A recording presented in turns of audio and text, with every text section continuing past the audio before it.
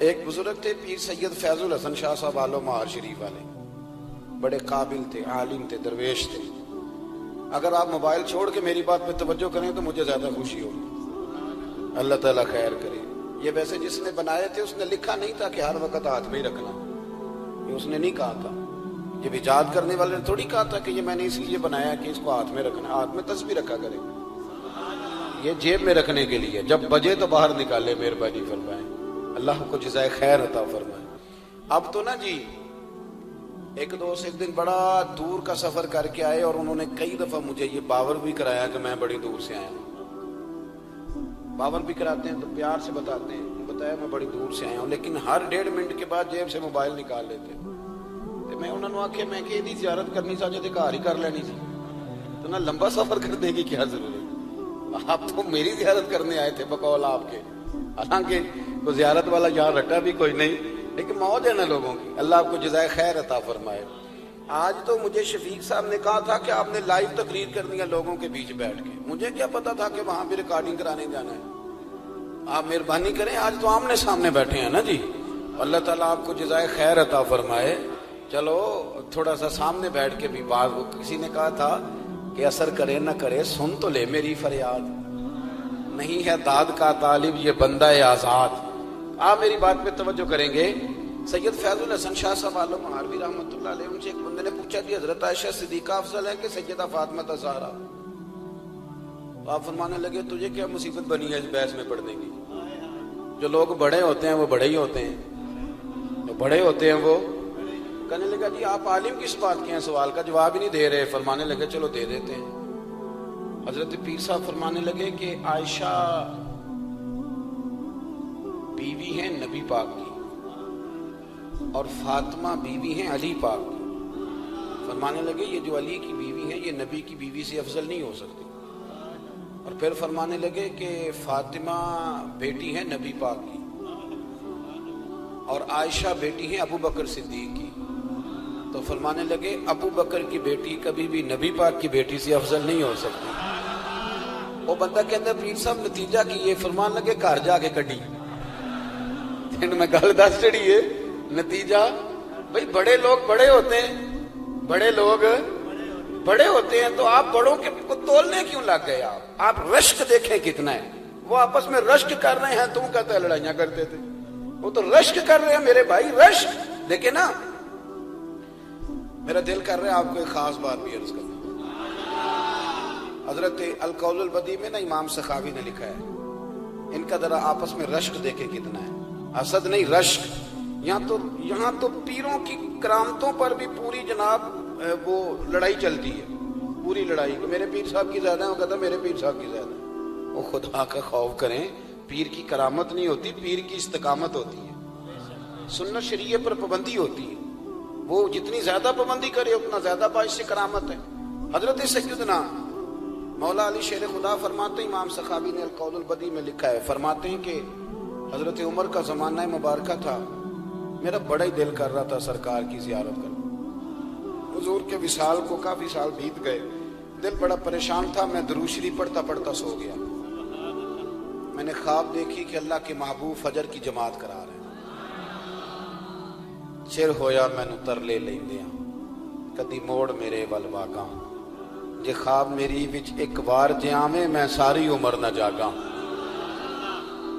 کہتے ہیں حضور نماز پڑھا رہے تھے فجر کی، 2 سورتیں سرکار نے پڑھی پر بڑا ہی مزہ آیا، بڑا ہی مزہ۔ کہتے ہیں نماز مکمل کر کے نا تو سرکار نے صحابہ کی طرف رخ نور کیا تو ایک صحابی کھجوروں کا ٹوکرا لے کے آئے، یا رسول اللہ تازی کھجوریں پکیاں قبول کریں۔ حضور نے ایک کھجور اٹھائی، صاف کی، کھائی، باقی ایک صحابہ کو بانٹی۔ حضرت علی کہتے ہیں 15-16 صحابہ کے بعد میرا بھی نمبر لگا، کھجور کھائی، کھجور کا نہیں دست مصطفیٰ کا بڑا مزہ تھا۔ کہتے ہیں بڑا ہی مزہ آیا، ابھی میں کھجور کھا ہی رہا تھا کہ مسجد نبوی میں اذان ہو گئی۔ مولا علی فرماتے ہیں آنکھ کھل گئی، اٹھ میں گیا پر کھجور کا ذائقہ میرے منہ میں ابھی بھی موجود تھا۔ اب اس پر پورا باب باندھا ہے شاہ عبدالحق الہ آبادی نے، وہ کہتے ہیں کہ حضور جس کو خواب میں کوئی چیز دیتے ہیں وہ حقیقت میں بھی اسے دیتے ہیں، وہ خواب میں نہیں ہوتی، وہ حقیقت میں ہوتی ہے، پورا باب ہے۔ بہرحال عنوان پہ رہنا چاہتا ہوں، حضرت علی فرماتے ہیں میں اٹھا، وضو کیا، سنت پڑھی، مسجد چلا گیا، جا کے صف میں بیٹھ گیا، عمر فاروق آئے جماعت کرانے، کہتے ہیں عمر نے نماز شروع کی تو مجھے جھٹکا تب لگا جب عمر نے بھی وہی سورت شروع کر دی جو خواب میں سرکار نے پہلی رکعت میں پڑھی۔ میں سمجھا اتفاق ہے، لیکن کہتے ہیں دوسرا جھٹکا جب لگا جب دوسری رکعت میں حضرت عمر نے وہ سورت پڑھی جو حضور نے خواب میں دوسری رکعت میں پڑھی تھی۔ کہتے ہیں میں اب بڑا پریشان ہوں کہ یہ بات کدھر کی کدھر جا رہی ہے۔ مولا علی شیر خدا فرماتے ہیں نماز مکمل ہوئی تو کھجوروں کا ٹوکرا بھی آ گیا۔ فرماتے ہیں اب تو میری حیرت کی حد نہ رہی، حضرت عمر نے ایک کھجور اٹھائی، صاف کی، کھائی، دوسرے صحابی کو، تیسرے کو، چوتھے کو، 15-16 صحابہ کو ملی، مجھے بھی دی۔ کہتے ہیں کھجور کھائی، مزہ بڑا آیا۔ حضور سے تو دوسری مانگنے کو دل کرتا تھا پر مانگی نہیں تھی، ادب تھا۔ عمر سے تو جرانا تھا نا اپنا۔ ان کا رشک دیکھیں، آپس میں رشک دیکھیں، حسد نہیں رشک۔ فرماتے ہیں جرانا تھا نا، تو میں نے عمر سے کہا یار ذرا ایک کھجور اور دینا نا ذرا ایک کھجور۔ تو کہتے ہیں جناب عمر فاروق نے کھجور اٹھائی، صاف بھی کی، میں سمجھا ملنے لگی ہے، اٹھائی بھی، صاف بھی کی، اور دوسرے صحابی کی طرف ہاتھ بڑھایا، میری طرف دیکھ کے ہلکا سا مسکرائے، فرمانے لگے علی ایسے نہ کر، اگر رات کو نبی پاک سے دوسری لیتا تو میں بھی سویرے تجھے دوسری دے دے۔ حضور سے دوسری لی نہیں، نبی پاک سے دوسری مانگی نہیں تو میں کیسے دے دوں؟ خواب میری وچ آیا سی ماہی تو میں وہ دے گل وچ پا لیاں باواں، ڈر دی ماری اکھ بھی نہ کھولا، ڈر دی ماری، میں ڈر دی ماری اکھ، کیونکہ آئی یہ رات وصال دیوالی، ربا اے رات مکن نہ دیویں، اے رات مکن نہ دیویں، ڈر دی ماری میں اکھ بھی نہ کھولاں، کتے پھر بچھڑ نہ جاواں۔ میرے رسول پاک کے غلام رشک کرتے تھے، رشک۔ حضرت علی کہتے ہیں میں رویا تو عمر بھی رو پڑے، کہنے لگے علی جو رات تجھے نواز کے گئے وہ میرے اوپر بھی کرم فرما کے گئے۔ رشک کریں، خدا را چھوڑ دیں حسد کرنا، چھوڑ دیں ایک دوسرے سے جلنا۔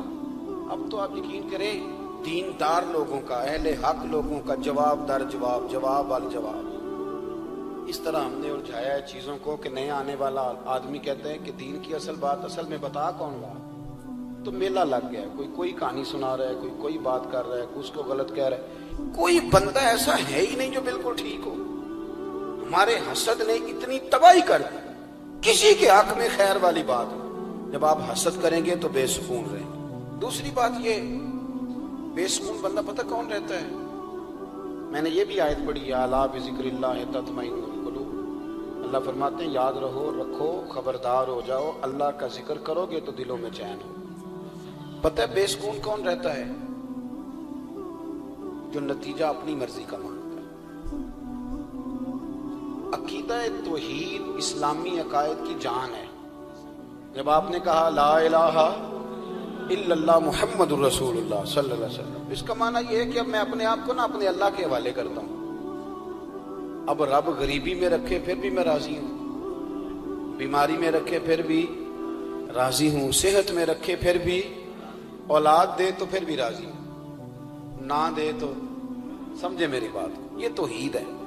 ہم نہ ٹھیک ہونا چاہتے ہیں، دوست اکثر آ کے کہتے ہیں کوئی وظیفہ بتائیں، طبیعت ٹھیک نہیں رہتی تو انہیں کہتے ہیں سورہ فاتحہ پڑھو، کہتے ہیں بڑی دیر سے پڑھ رہا ہوں پر شفا نہیں ہو رہی، تو میں کہتا ہوں پھر آپ اللہ کی رضا پہ راضی ہو جائیں، پھر اللہ کی رضا پہ راضی رہنا بھی تو سیکھو نا، راضی رہنا بھی تو سیکھو۔ بہت ساری بے سکونی اس بات کی ہے کہ ہم چاہتے ہیں میری مرضی کا سکون ہو، میری مرضی کا گھر ہو، میری مرضی کے بچے ہوں۔ بھئی ایسا نہ کریں، آپ اپنے حق میں اپنے رب کے فیصلوں کو قبول کریں، آپ قبول کریں اپنے مالک کے فیصلوں۔